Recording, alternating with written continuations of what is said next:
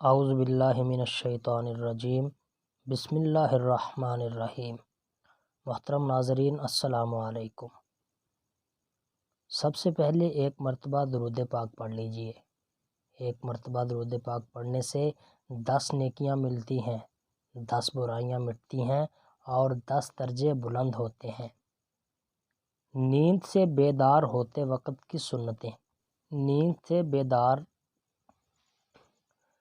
نیند سے اٹھتے ہی دونوں ہاتھوں سے چہرے اور آنکھوں کو ملیے تاکہ نیند کا خمار دور ہو جائے۔ بیدار ہونے کے بعد اور بستر چھوڑنے سے پہلے یہ دعا پڑھیے: الحمدللہ الذی احیانا بعد ما اماتنا والیہ النشور۔